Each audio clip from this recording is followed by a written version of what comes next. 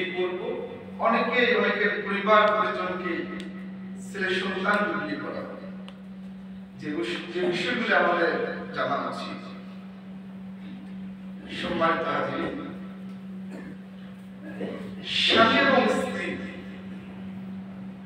এই পৃথিবীর জমিনে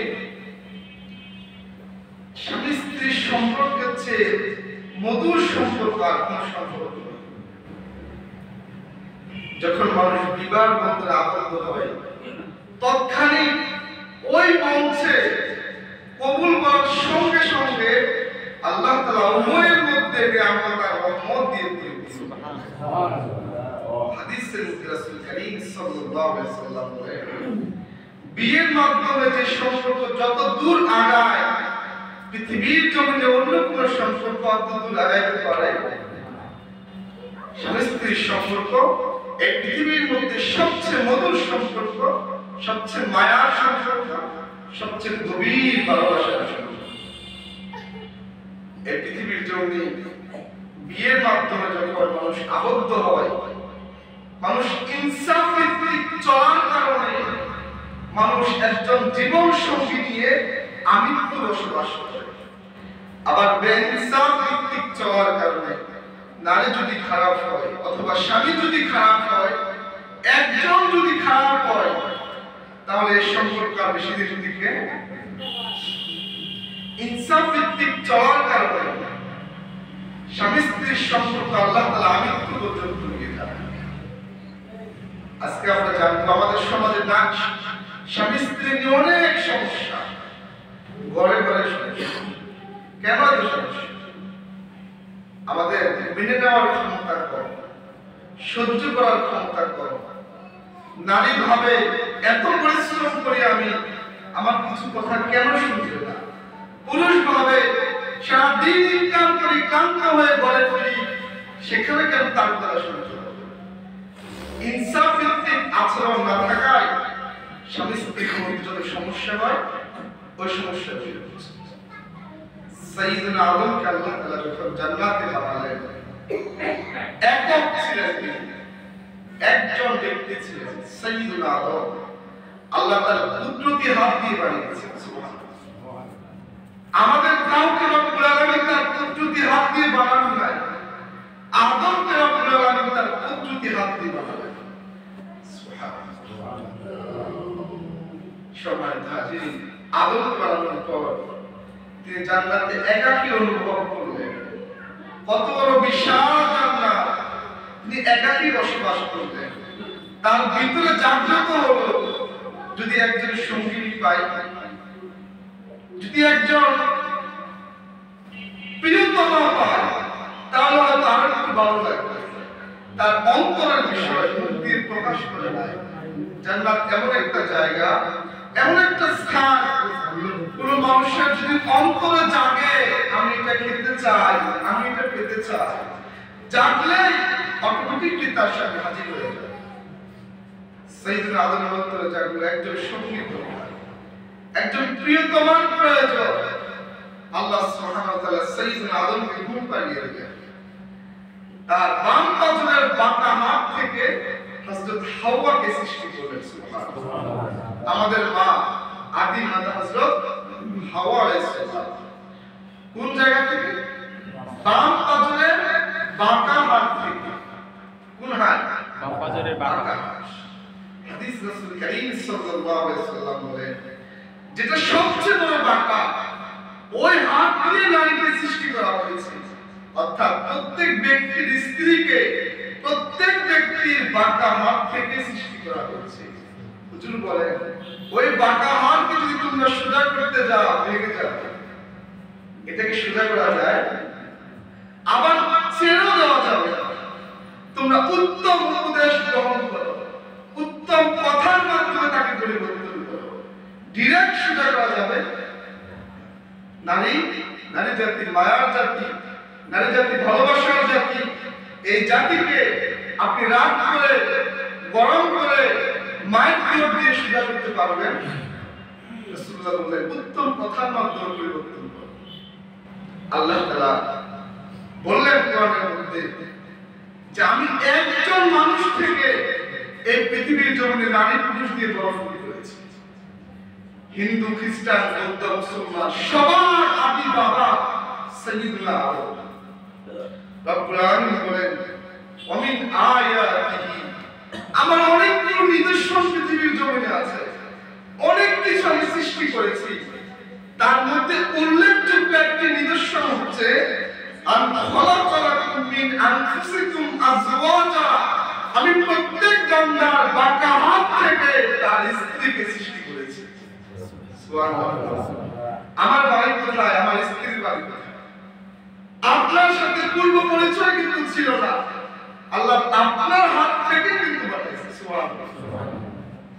আমাদের হাত থেকে আমাদের স্ত্রীকে আল্লাহ বানাবে। আল্লাহ বলেন, কেন বানাবে? কেন আমি নারী সৃষ্টি করলাম? আমি তো প্রথম আদমকে বানালাম, কোন নারীকে বানাই। আদমের প্রয়োজন ছিল একজন নারী, তারপর আমি নারী সৃষ্টি করলাম। কেন করলাম? রব্বুল আলামিন বলেন, লিতাসকুনু ইলাইহা, যেন ওই নারী থেকে তুমি মানসিক শান্তি পাও, ওই নারী থেকে তুমি শারীরিক শান্তি পাও, সমগ্র বিষয়ে যেন তুমি সুখ অনুভব করো, এজন্য আমি নারীকে সৃষ্টি করেছি। সুবহানাল্লাহ। কি চমৎকার! একজন মানুষ যত কষ্ট করুক, যত মেহনত করুক, প্রিয় তোমার কাছে আগমন করলে, নিজ স্ত্রীর কাছে আগমন করলে বান্দা শান্তি পায়। ঠিক কিনা বলেন? ঠিক।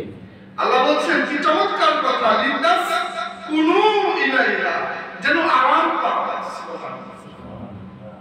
ইসলাম is not only religion, ইসলাম শুধুই ধর্ম না, ইসলাম পরিপূর্ণ জীবন বিধান। ব্যক্তির জীবনের শুরু থেকে ক্ষুদ্র বিষয় থেকে প্রত্যেকটা বিষয় আল্লাহ তাআলা কোরআনের মধ্যে বলে দিয়েছে, কোনো কিছু বাদ নাই।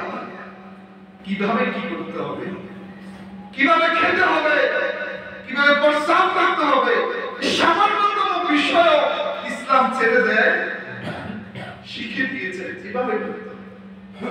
তারপর কোরআন বলে, ওয়া জাআলা বাইনাকুম মুআদ্দাতান ওয়া রাহমা, যখন তোমরা কবুল করো, যখন তোমরা বিয়ে করো, বিয়ে করার সঙ্গে সঙ্গে আমি তোমাদের উভয়ের মাঝে নিয়ামত আর রহমত দান করি। সুবহানাল্লাহ।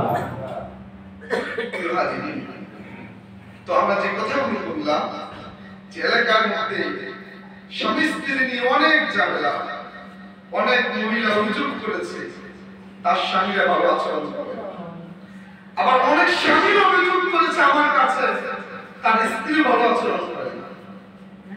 কেন করে না? অধিকার আমারও আছে, আমার স্ত্রীরও আছে। কিছু পুরুষ মনে করে শুধু আমারই অধিকার, নারীর অধিকার, কিন্তু না।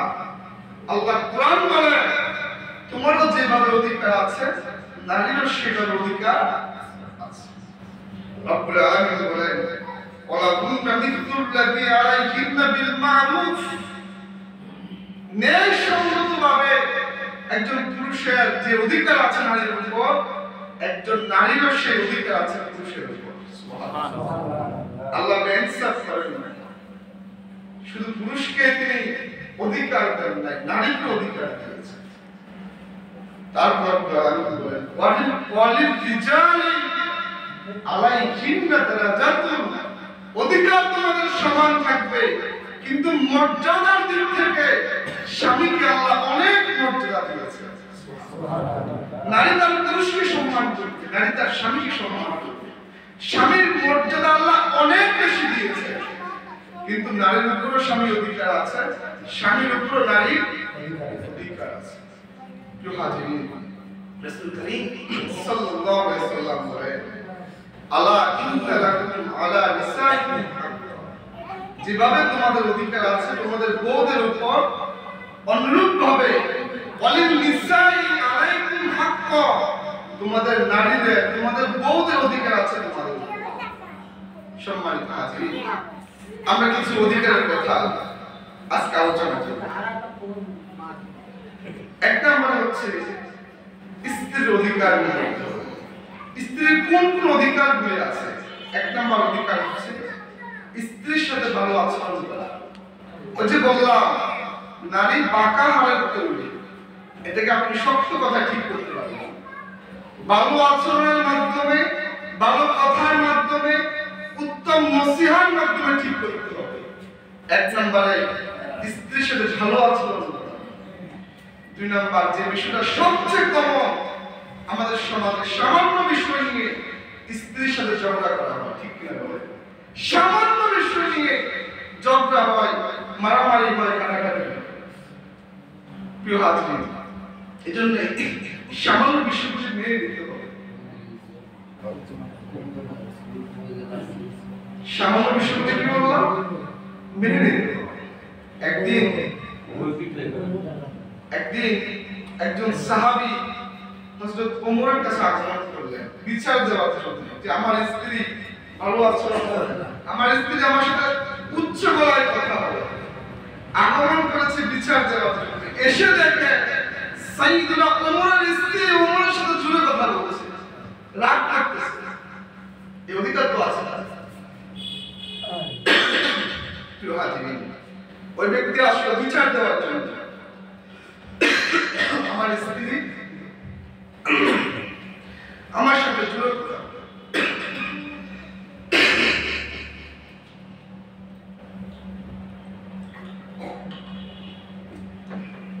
আসলে বিচার দেওয়ার জন্য।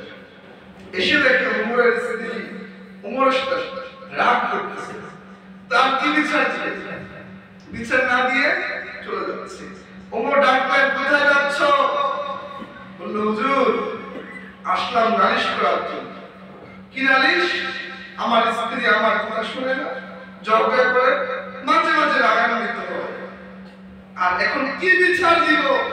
এসে দেখি আপনি আমিরুল মুমিনিন, সমগ্র অর্ধেক পৃথিবীর বাদশা সাইয়্যিদুনা রাসূলুল্লাহ আপনাকে জান্নাতের সম্মান দিয়েছে, আপনার স্ত্রী আপনার সাথে রাগ করতেছে।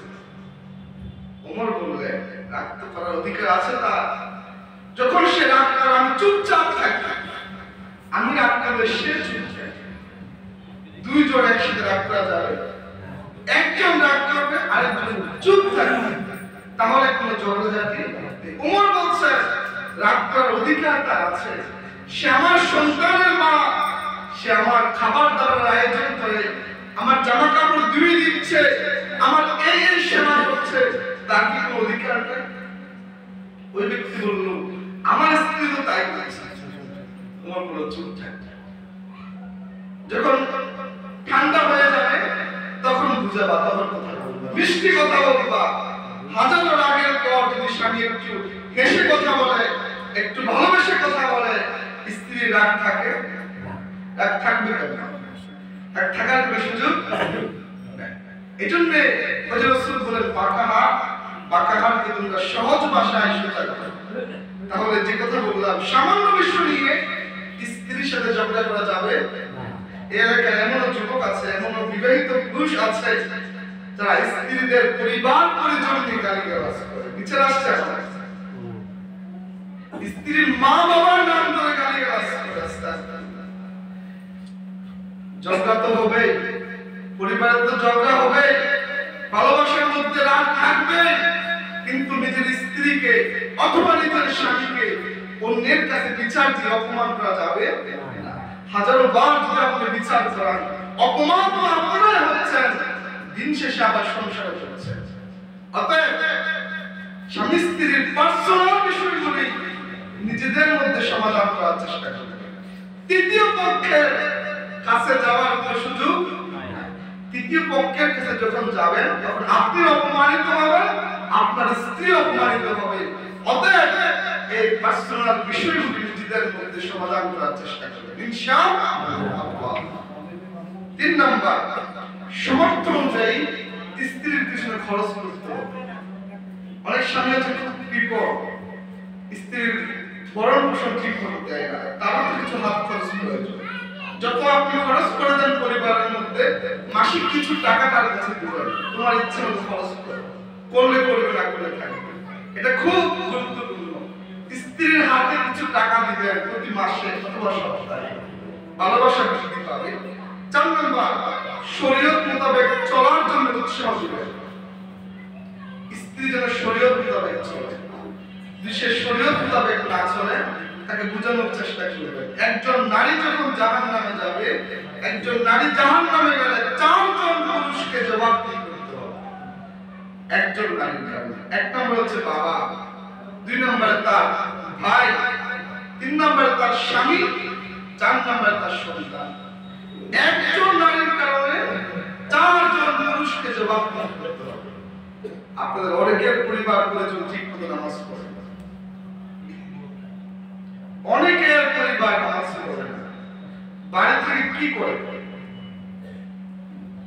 কাজটাকে, একজন মহিলার কাজ কি, একজন পুরুষ বিভিন্ন ব্যস্ততা থাকে, বাইরে থাকে, ইনকাম করে, দৌড়াচ্ছে, কিন্তু একজন মহিলা ঘরে থেকে আরামসে খাবার খেয়ে কেন নামাজ পড়বে? মা বোনরা যদি ঠিক হয়ে যায়, স্বামী সন্তানরাও ঠিক হয়ে যায়। এজন্য মা বোনদেরকে ঠিক করতে হবে। প্রয়োজন অনুযায়ী স্ত্রীকে শাসন করতে হবে। অবাধ্য হচ্ছে, তাকে প্রয়োজন শাসন করা যাবে না। যতটুকু করা প্রয়োজন ততটুকু, খুব বেশি না। আপনাদের সমাজে বা আমাদের সমাজে তো এমনও আছে, স্বামীর অত্যাচারে স্ত্রী মরে যায়, ওইরকম শাসন করা যাবে। যতটুকু প্রয়োজন ততটুকু করা যাবে। সবচেয়ে গুরুত্বপূর্ণ যে বিষয়টা এখন আসবে, সবচেয়ে গুরুত্বপূর্ণ যে বিষয়টা, সেটা হচ্ছে যদি কারো একাধিক স্ত্রী থাকে তাহলে কি করতে হবে? সমতা বন্টন করতে হবে, ফালা বন্টন করতে হবে। আমি আরো একবার বোঝাচ্ছি। একাধিক স্ত্রী থাকলে, দুজন যদি থাকে, দুজন থাকলে 3 দিন থাকতে হবে এই স্ত্রীর কাছে, বাকি 3 দিন থাকতে হবে অন্য স্ত্রীর কাছে। যেভাবে হোক সমতা বন্টন করতে হবে। কোন দিক থেকে ব্যাখ্যা আসছে? এই সমতা বন্টন হচ্ছে রাত্রি যাপনের দিক থেকে আর হচ্ছে খরচের দিক থেকে। রাত্রি যাপন আর কি খরচ। আমি সবসময় বলি, অনেক যুবকদেরকে বলি 2 বিয়ে করার জন্য। তখন মসজিদে বলি নাই, আজকে বলছি। আল্লাহ তাআলা 4 বিয়েকে জায়েজ করেছেন। কয় বিয়ে? কিন্তু অনেকে মনে করে 4 বিয়ে সুন্নাত। না, 4 বিয়ে সুন্নাত নয়, 4 বিয়ে জায়েজ, অনুমোদন দেওয়া আছে। আল্লাহ বলেন, ফানকিহু মা তাবা মিনান নিসাই, তোমাদের মহিলা থেকে তোমরা 2টি বিয়ে করো, অথবা 3টি অথবা 4টি। তার পরবর্তীতে আল্লাহ বলেন, ফাইন খিফতুম আল্লাহ তাদিলু ফাওয়াহিদা, যদি তুমি ন্যায় বিচার করতে না পারো। এবার আল্লাহ বলছেন ন্যায় বিচার না করে, প্রথম বললো 4টা পর্যন্ত করো। তারপর আল্লাহ বলছেন যদি ন্যায় বিচার না করো, যদি তোমার মনে হয় 4 বিয়ের পর ন্যায় বিচার করতে পারবে না, তাহলে একটা বেশি করো। 4 বিয়ে জায়েজ, কিন্তু সুন্নাত নয়। প্রয়োজনে করা যাবে, কিন্তু সাবধান। প্রয়োজনে যদি কেউ 2 বিয়ে করে, সমান অধিকার যদি না দেয়, আল্লাহর দরবারে বড় জালেম হিসেবে দাঁড়ায়। এটা খুব গুরুত্বপূর্ণ বিষয়। অনেকে বিয়ে করে, 2 বিয়েও আছে, কিন্তু 2 জন স্ত্রীকে সমানভাবে দেখে না, 2 জন স্ত্রীর জন্য সমান খরচ দিচ্ছে না, 2 জন স্ত্রীর কাছে রাত্রি যাপন করছে না। হযরত আয়েশা রাদিয়াল্লাহু তাআলা আনহা বলেন, আল্লাহর হাবিব রাসূলের স্ত্রী, তিনি বলছেন আল্লাহর হাবিব কামা ইয়াকসিমু বাইনা নিসাই, তিনি তার স্ত্রীদের মধ্যে বন্টন করতেন। আজকে তোমার কাছে রাত্রি যাপন, কালকে তোমার কাছে রাত্রি যাপন। ফায়াদিলু, অতঃপর তিনি ন্যায় বিচার করতেন, যে খরচ বহন করতেন, ন্যায় বিচার করতেন। যদি ন্যায় বিচার করা না হয় 2 বিয়ের পর, তাহলে কি হবে? আমি অনেকটা বলে 2 বিয়ে করার জন্য বলি, কিন্তু যদি সামর্থ্য থাকে অবশ্যই 2 বিয়ে করা উচিত। আবারও বলি, যদি সামর্থ্য থাকে এবং ন্যায় বিচার করার সুযোগ থাকে, তাহলে প্রত্যেক ব্যক্তির 2 বিয়ে করা উচিত। কি বললাম? কন্ডিশন দিয়েছি আমি, সামর্থ্য এবং ন্যায় বিচার যদি করা যায়। কিন্তু ন্যায় বিচার করা যদি না যায়, এক বিয়ের পর আরেক বিয়ে করার চিন্তা করা যাবে কেন? খুব কঠিন ভাষায় রাসূল ধমক দিয়েছেন, ইদা কানা রাজুল ইনদা ইমরাতান, যদি কোনো বান্দার 2 বউ থাকে, অথবা 3 দিন অথবা 4 দিন। যদি ওই বান্দা ফালাম ইয়াদিল তাদের মধ্যে ন্যায় বিচার করতে না পারে, রাত্রি যাপনের ক্ষেত্রে ন্যায় বিচার করতে না পারে, খরচের ক্ষেত্রে ন্যায় বিচার করতে না পারে, যদি এরকম হয় যা ইয়াউমাল কিয়ামা কিয়ামতের ময়দানে ওই বান্দা উঠবে ওয়াশিক্কাহু সাকিদুন অঙ্গ প্রত্যঙ্গহীন অবস্থায়। বান্দা কিয়ামতের ময়দানে উঠবে তার অঙ্গ প্রত্যঙ্গ থাকবে বড় ভয়ঙ্কর কথা, ন্যায় বিচার না।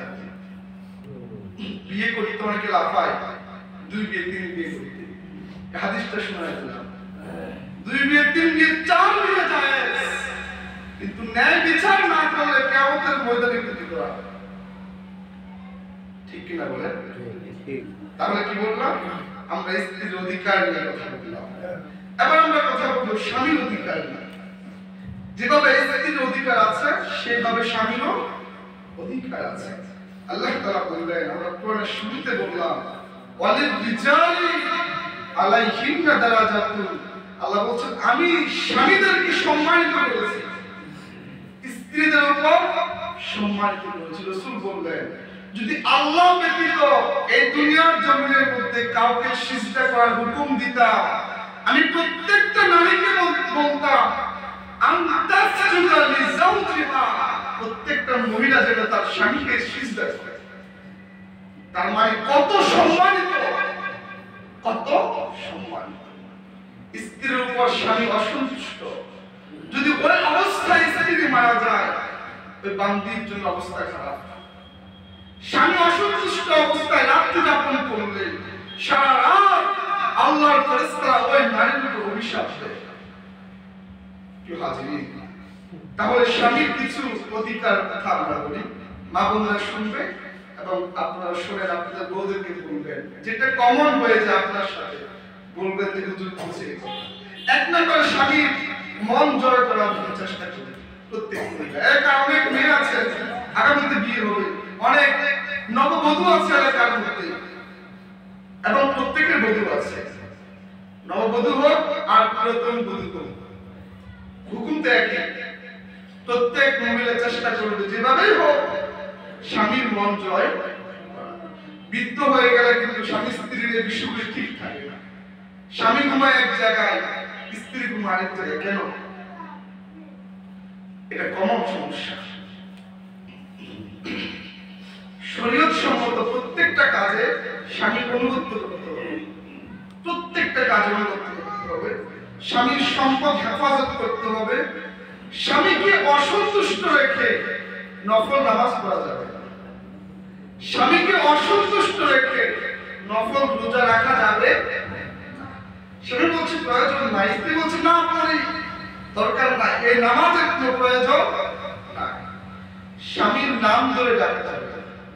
আজকে আধুনিক যুগ, স্মার্ট যুগ, নারীরা স্বামীর নাম ধরে ডাকে, এটা ইসলামী শরীয়ত সম্মত। স্বামীর বদনাম দুষ্কৃতি মানুষের কাছে প্রকাশ করা যাবে। আবার পুরুষদেরকে বলছে আপনারা আপনাদের স্ত্রীদের দুষ্কৃতি প্রকাশ করবেন না। ভুল ভ্রান্তি হবে, আলোচনার মাধ্যমে সংলাপের মাধ্যমে পরিবর্তন করতে হবে, কিন্তু মানুষের কাছে প্রকাশ করা যাবে। তারপর হচ্ছে শেষ গুরুত্বপূর্ণ কথা হচ্ছে স্বামীর বাবা মাকে, শ্বশুর শাশুড়িকে সর্বোচ্চ খেদমত করতে হবে। একজন বউয়ের কাজ হচ্ছে স্বামীর বাবা মাকে মা বাবার মধ্যে দেখাশোনা করা, খেদমত করা। এখন প্রশ্ন হচ্ছে স্ত্রীর উপর ফরজ কিনা? না, শ্বশুর শাশুড়ির খেদমত করা স্ত্রীর উপর ফরজ, কিন্তু সন্তানের উপর ফরজ। এখন সন্তান ইনকামের জন্য বাহিরে থাকে, সন্তানের হুকুম হচ্ছে তুমি আমার বাবা মার খেদমত করবে, তুমি আমার মা বাবার দিকে তাকাবা, তাদের খেদমত করবে, তাদের কষ্ট দিবা না, এটা ফরজ। যখন স্বামীর দায়িত্বটা স্ত্রীর কাঁধে এসে যায় এটা ফরজ। এজন্য বিচার আসছে, বউ ভালো না, বউ আমার মা বাবার দিকে তাকায় না, খেদমত করে না।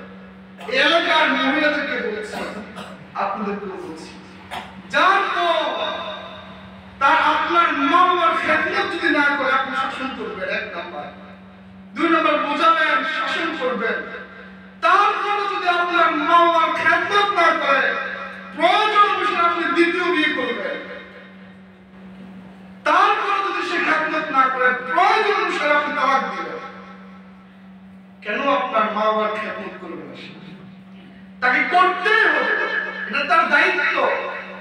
এলাকার যারা বৃদ্ধ হচ্ছে, মুরব্বীরা হাঁটতে পারে না, চলতে পারে না, খেতে পারে না, এই বয়সে এসব রান্না করতে পারে।